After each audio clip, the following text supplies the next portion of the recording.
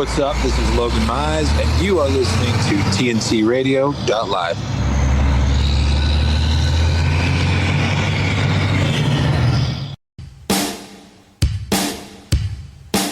Good afternoon. Welcome TNC Radio.live. This is the Truckers Network Radio Show. And now here's your host, Shelley Johnson.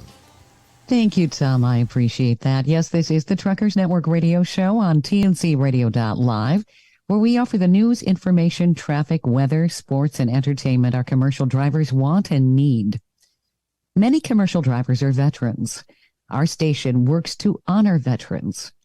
Each December, Wreaths Across America lays wreaths at Arlington National Cemetery and 3,400 other locations across the United States. They make their annual trek to honor our fallen veterans and soldiers who fought for our country. Commercial drivers play an important role in this annual event. Today we have Don Queenie, Director of Transportation for Wreaths Across America, with us to talk about this year's event that's coming up just next month. Welcome, Don. Thank you for being back on the show with us. Hey there, and thank you for having me. And you say next month, but that makes it sound like it's a month away. It's like hours away, isn't it? It really is. I can't believe how fast December snuck up on us. Yeah. You know, I thought we could begin, for those who aren't familiar with your program. What is it about? How did it begin? And how does it work? So we started very, very humbly when our founder, Morrill Worcester, 31 years ago now, was making wreaths for the likes of LL Bean or Land's End or something similar, and had an overage of wreaths pre-made. Wanted to find something good and worthy to do with them.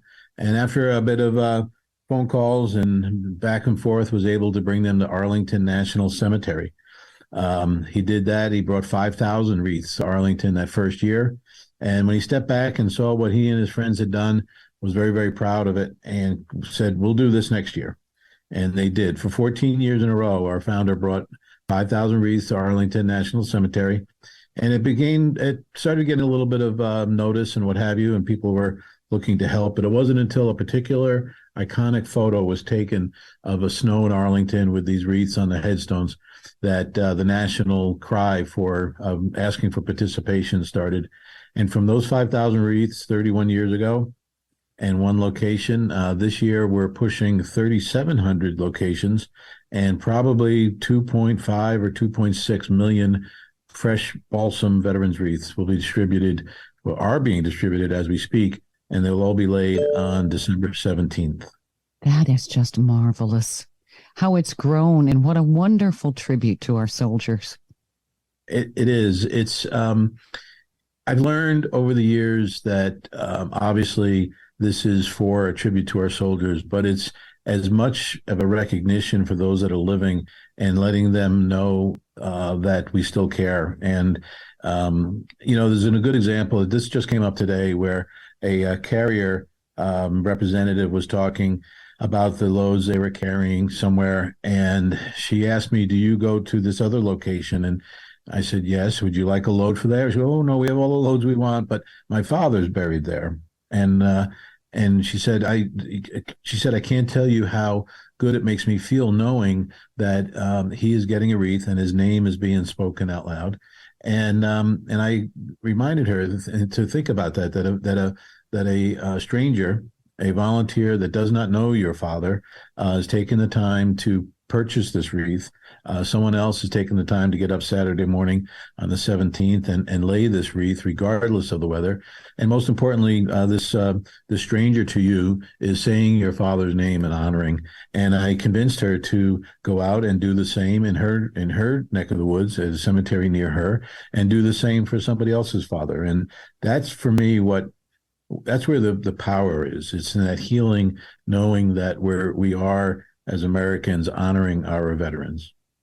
Absolutely. We should never forget the wonderful service and the sacrifices they've made for our country.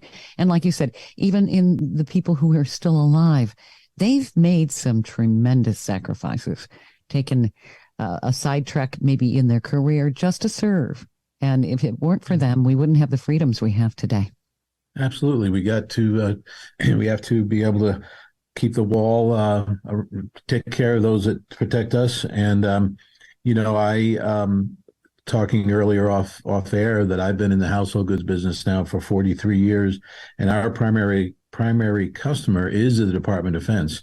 So we move or touch anywhere from 30 to 60 families a day in our little business. And to see what they go through, even in non-hardcore wartime, what the families do themselves, what our service members do on a day-to-day basis to keep the wolves at bay, if you will. So regardless of whether they fought in the Cold War or whether they fought in the trenches of World War II or in the jungles of Vietnam, or they they were using driving a desk, if you will, somewhere. All of it matters, and we we need to remember them and make sure they know that was america.org, and finding a location near their home.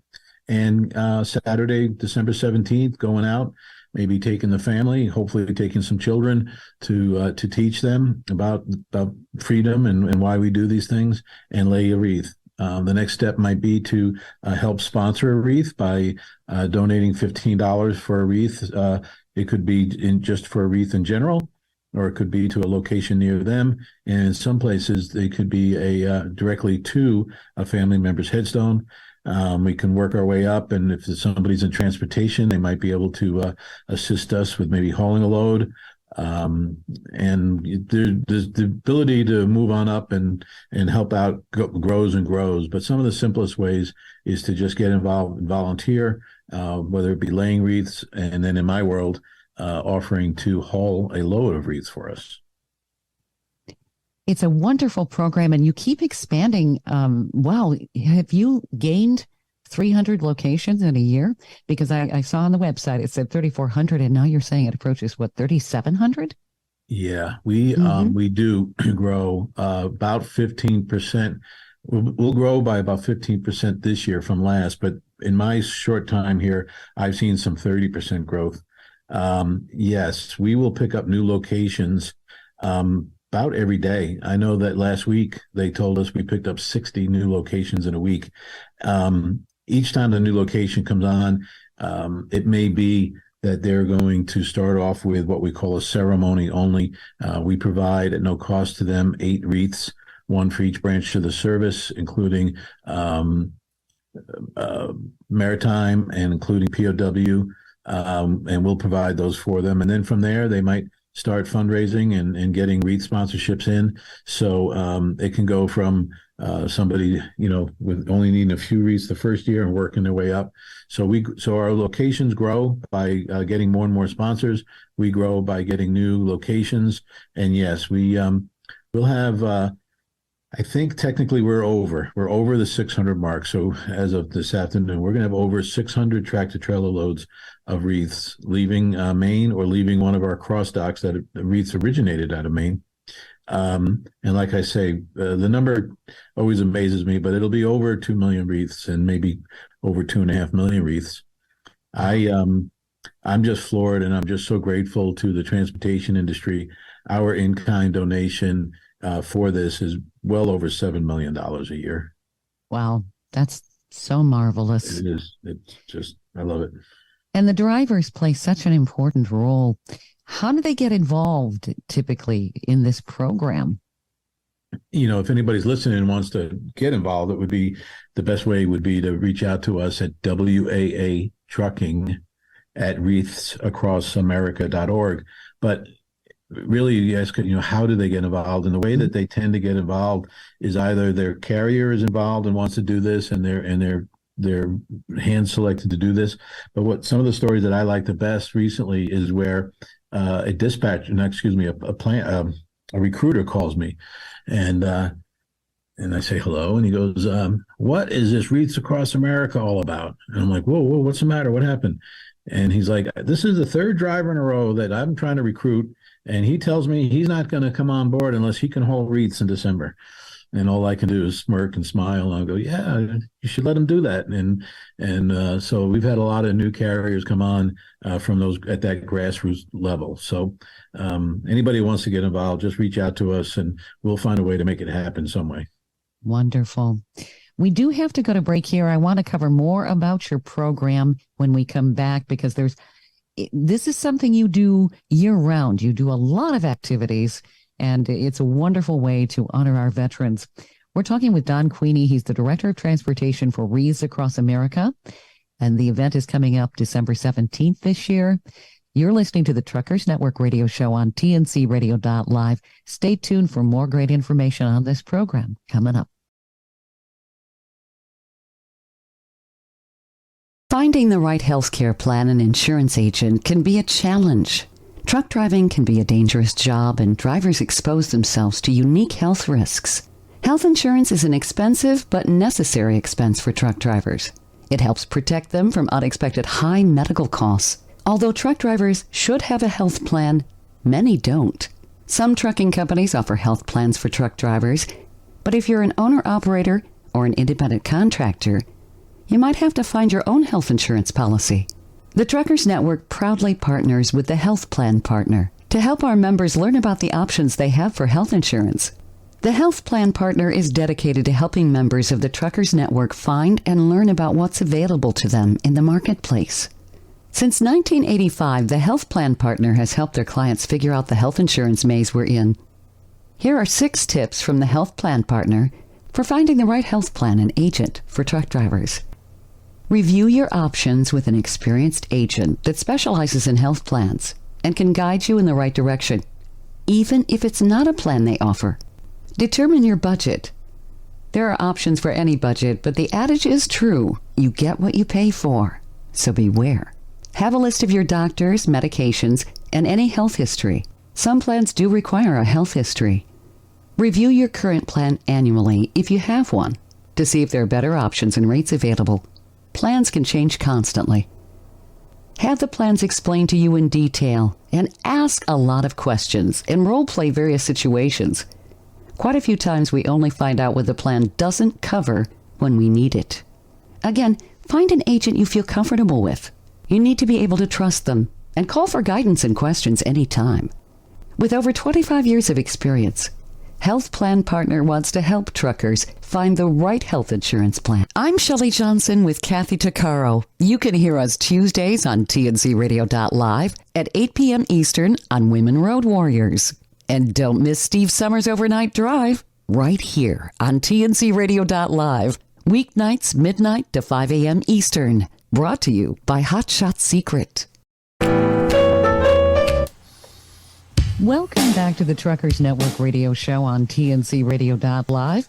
I'm Shelley Johnson with Tom Kelly, and we're talking with Don Queenie from Wreaths Across America. The organization lays wreaths for our veterans every December, all across the nation. 3,700 locations, including Arlington National Cemetery.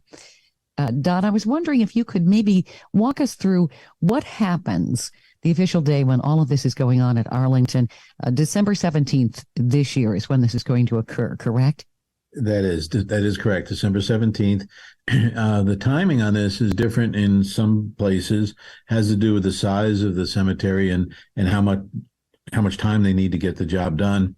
Arlington starts bright and early at 9 a.m. and people start filing in as early as 6. I can come back to Arlington's because it is somewhat specific. But across the country, most of these ceremonies, and that's what they are, and that's how they start at noon. And some of the cemeteries are quite large, and they have traffic control procedures. They might park people in an off-site location and bus them in. That's rare, but it happens. And then for the majority of our locations are small enough that you can drive up and find a place to park and walk in, and they'll have a ceremony of some sort prior to wreath laying at noon. And a ceremony could be a speaker or two and some prayer, maybe some live music, certainly taps or something to that effect. And then everyone is encouraged to grab a wreath. Some locations will actually take the wreaths right off the truck there and then. Others will have the wreaths out on stage for you to pick up and participate. You know, it's sort of sad, but it's just the way it is. Not every cemetery gets full coverage. So these locations have to make a decision on where they're going to cover, where they're going to place the wreaths that year. And then they'll direct you to that area. And You might have an armload of wreaths, or you might have just two, according to the size of the cemetery, how many wreaths they have, and how many people they have volunteering.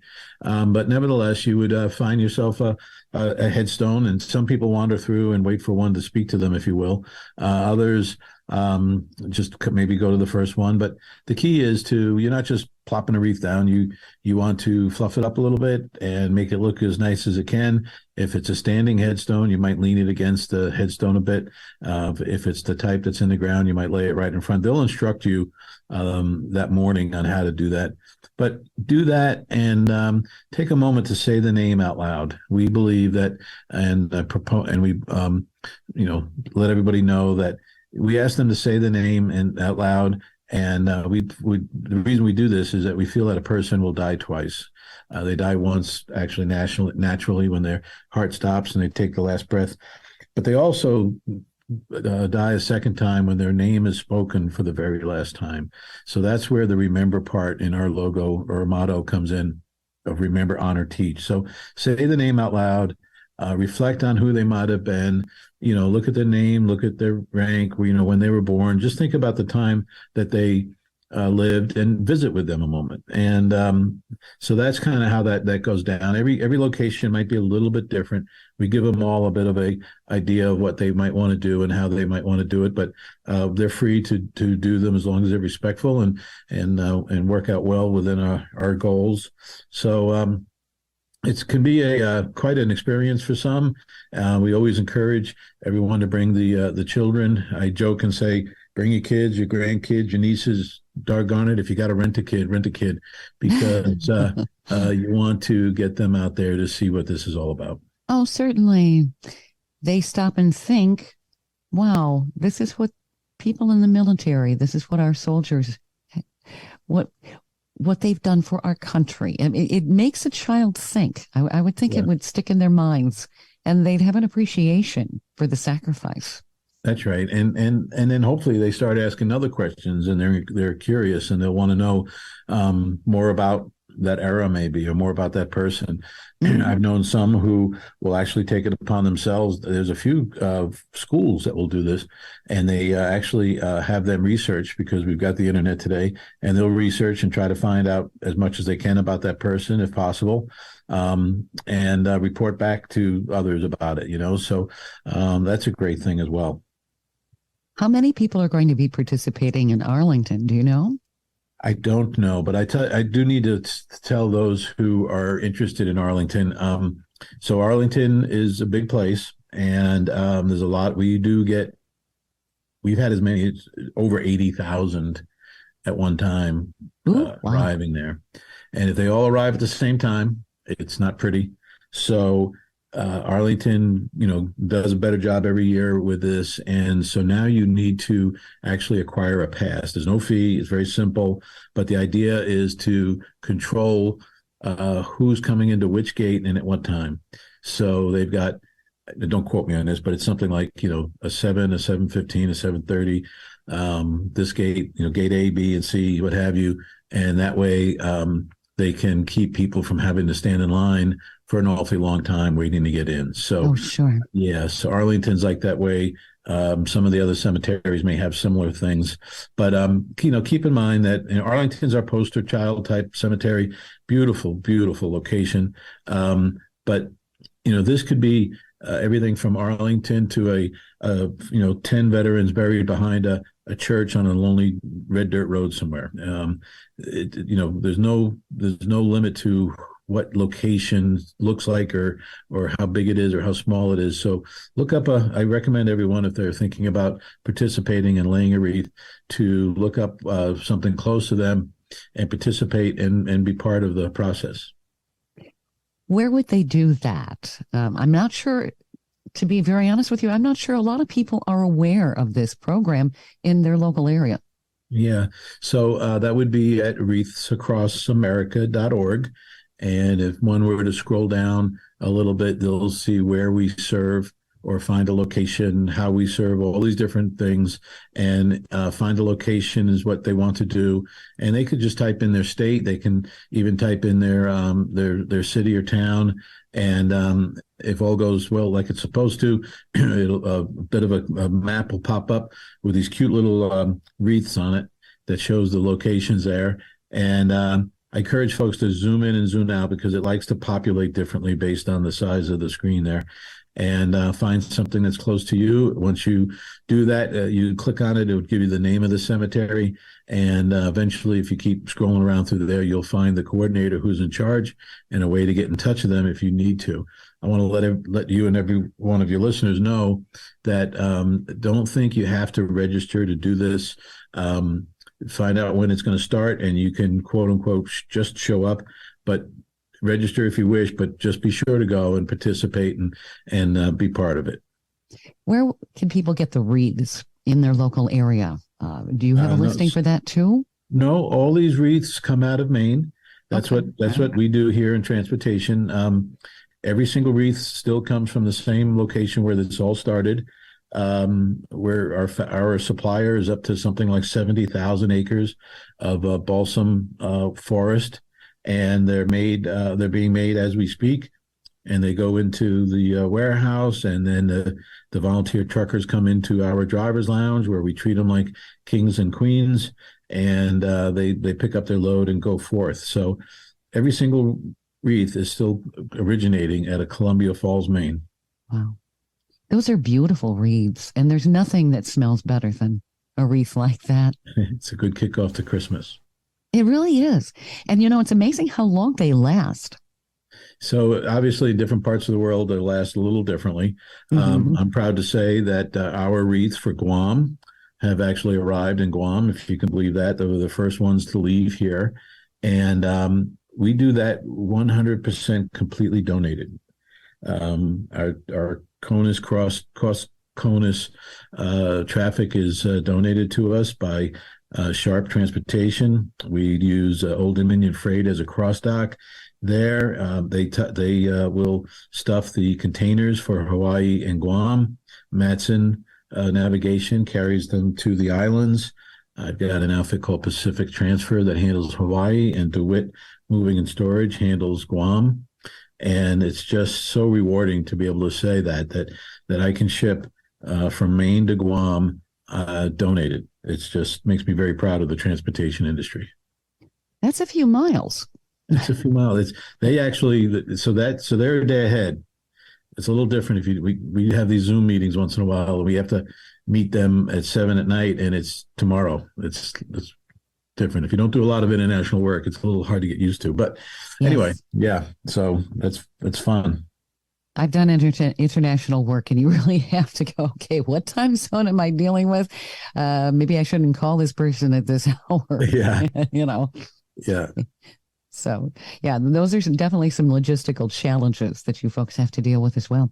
Yeah. We have to go to break here. We're talking with Don Queenie from Wreaths Across America about their annual event. We've got more information come out of. You're listening to the Truckers Network radio show on tncradio.live. Stay tuned for more coming up.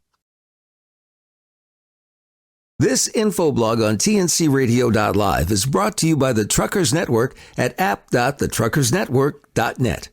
ISS score for truck drivers explained and how to find it. An inspection selection system score is called ISS score, was created by the Federal Motor Carrier Safety Administration, FMCSA, to help law enforcement officers determine if the truck should be inspected. The inspection selection system score is frequently used to determine if your truck will receive a bypass command or not. There is often confusion between the ISS score and the CSA score. While there's a correlation between the two, they're not the same thing. The CSA score identifies high-risk motor carriers. The score is based on the performance data of the driver. The ISS score uses a combination of different CSA categories known as Behavior Analysis and Safety Improvement Category. That's basics for short, to determine the carrier's overall inspection rating from 0 to 100. Similar to the CSA score, the lower, the better. What determines your ISS inspection value? Unsafe driving, hours of service, HOS. driver fitness, controlled substances and alcohol, vehicle maintenance and cargo, hazardous material. There are 3 different ISS ratings categories: inspect, optional, or pass. Inspect 75 to 100, optional 50 to 74, pass 1 to 49. ISS scores can determine how often you'll get inspected. Although some roadside inspections are at random times, most will be as a result of a higher ISS score. How to find ISS score. The FMCSA has an online portal where carriers can log in to check their ISS scores. You'll log in using your DOT-issued PIN. From there, you'll see the company information section on the main screen. Next, click the blue button labeled Inspection Selection System Info. This info blog was brought to you by the Truckers Network at app.thetruckersnetwork.net. This is Heath Sanders, and you're listening to TNC Radio.live.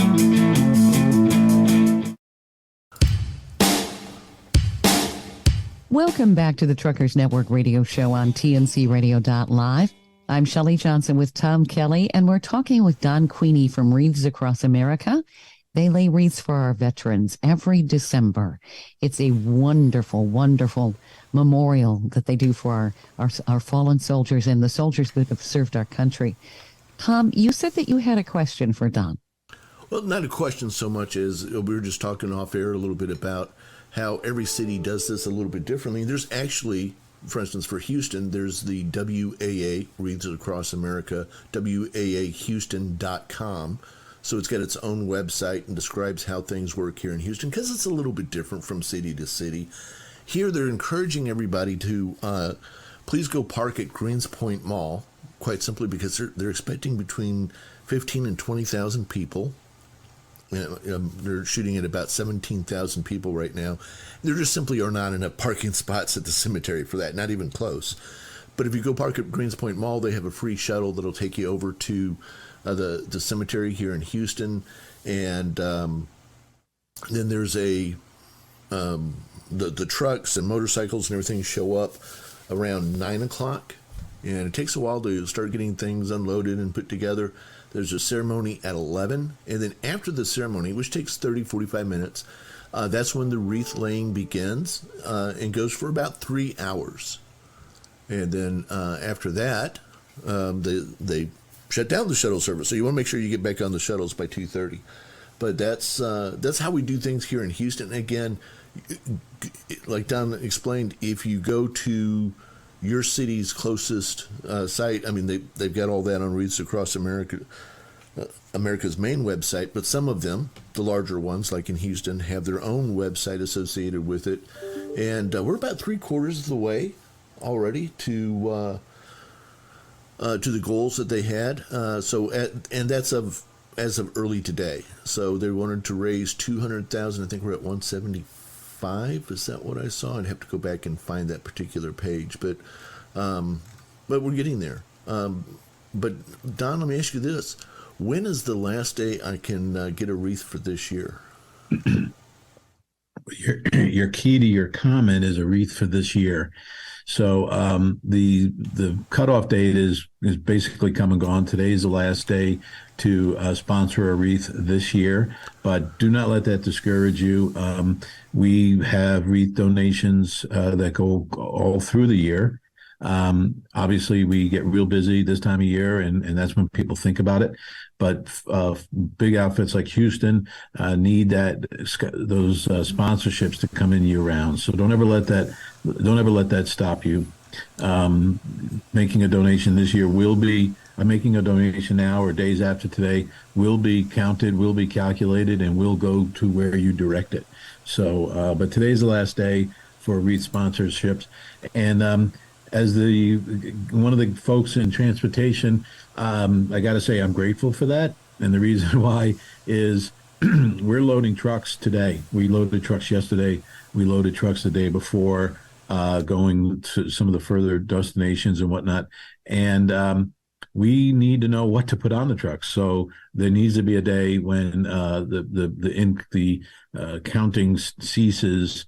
And that way, when a truck rolls in and he's got 4 stops for Florida, we know how many wreaths are actually sponsored, and sometimes we still don't. To be honest with you, that they could still be counting checks and what have you, and so we'll kind of guesstimate and or find a spot on another load or ship them out UPS or whatnot. Everybody will get their wreaths, but I'll tell you, it's such a moving target. I've been in transportation my whole life, and can't say that I've seen anything like this. It's rewarding when we pull it together, but the final hour of all of this, it makes it for very very rewarding and very challenging. Yeah, I bet. I bet that over the course of the next couple of weeks, there are probably going to be some tough moments because not everything goes perfectly, right? We're talking transportation, right? Yeah. So it's gonna. Yeah, we got weather. We got broken down trucks. We got drivers who got in the wrong place at the wrong time. All those kinds of things are going to happen. And I guess it's your job to kind of figure all that out. Is that right, Don? Yeah. Well, so we don't own a truck. We rely on the transportation industry for the generous donation. So when somebody calls and says such and such happens, I go into a different mode than I would have back when I was running my trucking business and say, okay, well, who else do I have waiting that can do that? That's not the case. I'll start kind of from scratch and need to find another carrier. I don't have a reserve of carriers or drivers waiting for this call at this point. So we'll start doing some digging. So anybody that's interested in helping us, and I'll remind them that it's WAA trucking at wreathsacrossamerica.org. We would love to have, if I had a backlog of folks just waiting to help, what would they do? Wait on the man line in a truck and waiting for me to call? Like, that's not going to work. But right.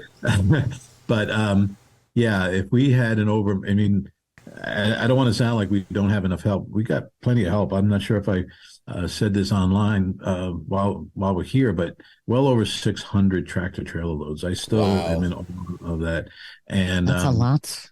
And we do this in 3.5 weeks, so we're going to have issues, and we just we, like our founder would say, we'll grab another gear and we'll keep moving on. Yep. You mentioned something off air too about Houston needing another truck. Tell us what you were looking for there. Yeah, so the folks in Houston have been very generous, and they continue to grow. So we've been able to, we've grown enough that we have a need for another truck. So we do have an open load of a full load of respect of veterans wreaths that will that need to come out of, need a ride, if you will, from Maine to Houston National Cemetery. And then, as you said, the trucks at that location get to participate in a little bit of a convoy into the cemetery and get to be waved at and watch people wave flags at you and smile at you as you come in. And so if anybody's interested, we do have an open load for Houston. I've got about 6 open loads right now. I've got for Georgia National Cemetery is currently open. We have some stuff on the East Coast, and we think we might be losing a carrier who's got believe it or not, a turbo trouble. Can you go figure? Mm-hmm. And so we might have a California intra. We ship out to San Jose about 17 intermodal containers to San Jose, and I think one of those loads coming out of that cross dock might need a ride. So we always got something going on, and would love to hear from folks. And if we can't work with them this year, we'll definitely have them a load next year. So they can reach out then. That's a good thing. Oh yeah. Anytime. Don, as we record this, earlier today and over last night, there were 40 tornadoes across Mississippi, Alabama, and Georgia, and into the panhandle of Florida. Is there a time when you guys have to say, we would love to do it in Houston today, but it's too stormy, there's too much land, there's too much whatever, and you just don't do it at a particular location, or maybe put it off to the next day or something? How does that work? So we've had cases where we've had to go to the next, I think it's up to the location coordinator, the volunteer who's in charge, but I'm going to say I would imagine most of them go to the next weekend and cross their fingers that the folks will still be able to come out and help them. Deep snow is an issue. So, Sure. The truck is one thing, but if you've got 10,000 headstones to lay a wreath at it, but you can't find them. They're under snow. Right. That can be a challenge. So there's that. And then there's natural disasters. We haven't had too many of those that I'm aware of. COVID actually obviously put up an interesting challenge to us, but we got through it. And so we just, what did I say before? Grab another gear. Right. Normally what it is, would become a postponement to another date is probably what most of them will do. Makes sense. Yeah. You have such a wonderful program. I would imagine there are a lot of families that have been just touched by all of this, because it's a wonderful way to remember their loved ones. It really is. Our Gold Star families, Gold Star mothers, Gold Star wives, Gold Star families are a big part of what we do. The Daughters of the American Revolution is another one. But the Gold Star moms are the ones that really get to me. And they are a partner of ours. The organization is a partner of ours. And we do all we can to respect what they're going through and try to help them heal. So very important. Now, the Gold Star moms are who, if people aren't familiar? Yeah, so Gold Star mom would be a mother who's lost a child to their service to our country. The Gold Star wife would be the same. It'd be her husband or Gold Star husband. There is such a thing, unfortunately, now. So the Gold Star is an indicator that someone has lost a loved one while serving. That is so tough. Well, it's wonderful that people are being remembered. And that's something we need to do. We have an obligation for people who have given the ultimate sacrifice for our country. We do have to go to break here, Don. We're talking with Don Queenie from Wreaths Across America. You're listening to the Truckers Network radio show on tncradio.live. Stay tuned for more. We got more information on this great program coming up. This blog is brought to you by the Truckers Network at app.thetruckersnetwork.net. Truckers Against Trafficking can help fight modern-day slavery. Human trafficking is a real and frightening issue in the United States.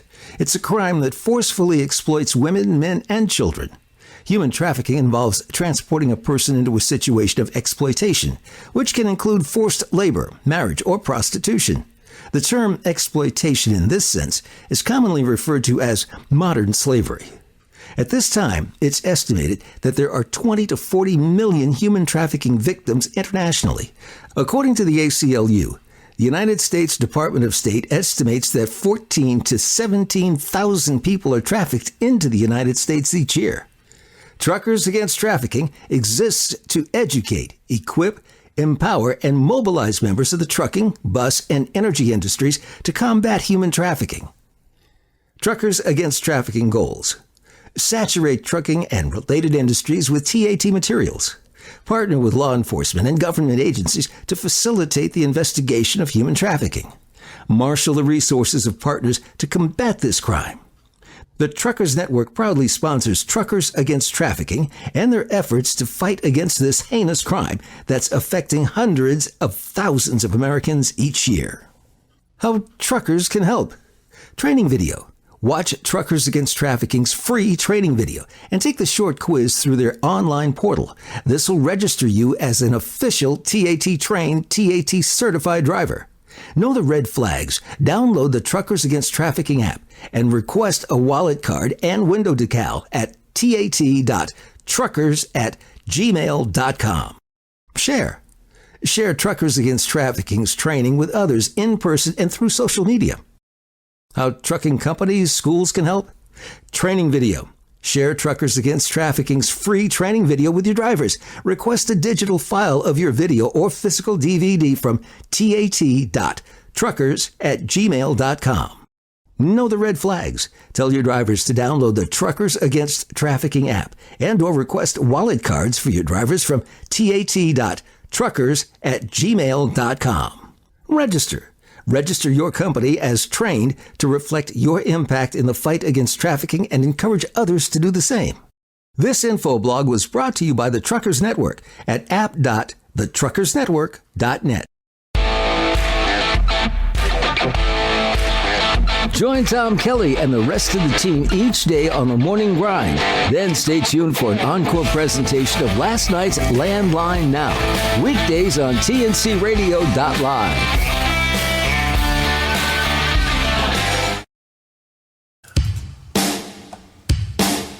Welcome back to the Truckers Network radio show on TNCRadio.live.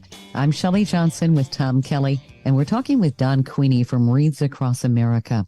They're an organization that lays wreaths in cemeteries all across the United States with wreath-laying ceremonies at Arlington National Cemetery and as many as 3,700 additional locations in the United States. It's just grown by leaps and bounds.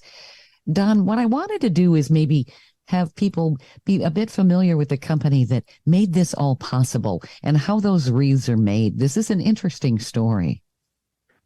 Yes, it is. Our founder and his family, Morrill Worcester is the founder, and the family are incredible people. The kind of folks that once you meet them, you wanna be associated with them, and that's how I got involved. And it started out, as I said, with one truckload of wreaths, and went on from there. So you can imagine trying to produce 2.5 million or more wreaths in, I want to say 4, 6, 7 weeks, I guess, is a challenge. So I find the process fascinating. The wreaths get tipped. This isn't what I'm talking about is not Wreaths Across America. It's about our vendor, but I still find it fascinating. Folks don't realize you don't cut a tree down to make a wreath. You cut the branches, a part of the branch off that might have the newest growth from a few years ago or something. And that becomes a tip. So there are men and women in the forest as we speak, although it's dark here in Maine, so maybe not right now, but they're tippers, and they go into the forest along with others, and they tip these trees. If you take care of the tree, as our vendor does, you can go back to that tree every 3 or 4 years. So it's a recycling, it's a renewable source. And so these a pile of these tips, or a whole bunch of them on a truck, is called brush. And when you do this, the brush gets brought to the factory floor, and then there are they call them makers, but these are folks that are building these wreaths. And the wreath is based on a 17-inch metal ring, and the brush, the branches are maybe broken up as needed to get into what they call a bouquet. And a bouquet would be there'd be 10 bouquets for every wreath. So a 17-inch veteran's wreath has 10 bouquets on it. Our founder actually wrote a beautiful poem and put a name to each bouquet, that what each bouquet represents. It's very beautiful. It can be found online, the 10 parts of a veteran's wreath. So that happens, and then it goes into a bit of a trimmer so that it's properly circular in shape and uniform. Then a red bow gets put on it. Our bows from our vendor are hand-tied. These are hand-tied bows that are done during the summer months. And then 9 of these wreaths get put into a box. 24 boxes get put on a pallet. And based on the size of the trailer that's arriving, we can load anywhere from 672 boxes to 720 boxes on different trailers. So the process starts right after Halloween. As we say the wreath, after we say the needles have set. That's something I learned when I started looking into this. The needles set on a balsam tree about the same time the leaves change color in the fall. What does that mean? The sap is set, S-E-T, and it means that the needles have hardened onto the branch in preparation for the winter season. Okay. And, it's a protection. And I find this to be true because we do get wreaths from our vendor at different times of the year, and they will not last. They just won't last like a good fall tipped wreath will. So it's very interesting. So anyway, so from forest to factory floor to warehouse to over the road truck, to the volunteers waiting hands to the headstone, we call stem to stone, and that's the process.